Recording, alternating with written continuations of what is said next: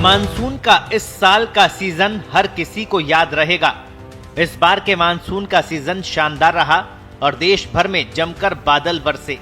कई राज्यों में तो इतनी भारी बारिश हुई कि पुराने सभी रिकॉर्ड्स टूटने के साथ ही नदी, तालाब और बांध भी लबालब भर गए। मानसून के दौरान लोगों को गर्मी से राहत भी मिली क्योंकि बारिश की वजह से मौसम सुहावना रहा। हालांकि अब मानसून के जाने के बाद कई राज्यों में ठंड पड़ना शुरू हो गई है, लेकिन इसके बावजूद कई राज्यों में बारिश का सिलसिला अभी भी बना हुआ है। अब मौसम के तेवर बदल गए हैं।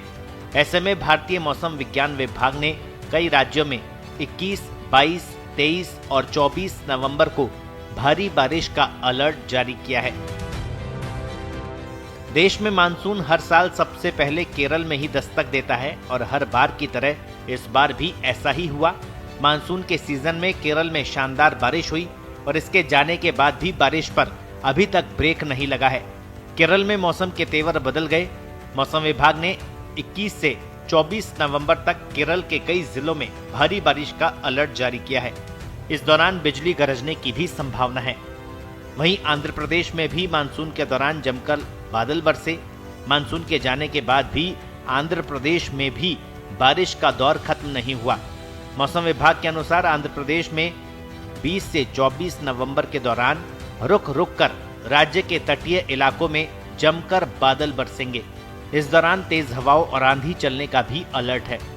तमिलनाडु में भी मानसून के दौरान भारी बारिश हुई थी और इसके जाने के बाद भी बारिश का दौर यहां भी जारी है।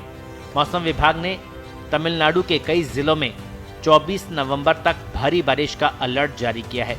इस दौरान आंधी, तेज हवाओं और बिजली गरजने का भी अलर्ट है।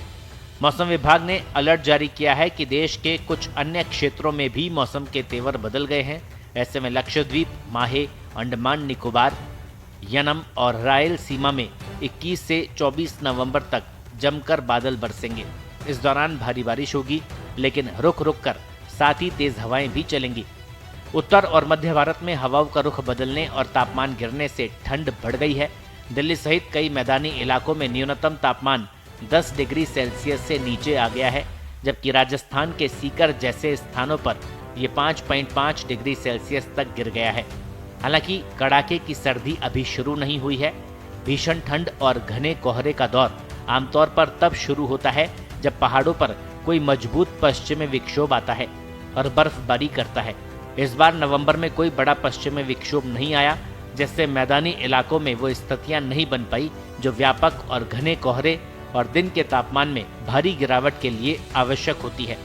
महीने के अंत तक भी किसी बड़े पश्चिमी विक्षोभ की संभावना नहीं है, लेकिन मौसम विभाग ने अलर्ट जारी किया है कि 24 नवंबर तक राजस्थान और दिल्ली में सुबह और रात के समय ठंड और ज्यादा बढ़ेगी। इसके साथ ही उत्तर प्रदेश, मध्य प्रदेश, उत्तराखंड, हिमाचल प्रदेश, पंजाब, जम्मू कश्मीर, हरियाणा और महाराष्ट्र में भी कई जिलों में अगले 5 दिन में तापमान में गिरावट आने से ठंड का असर बढ़ेगा।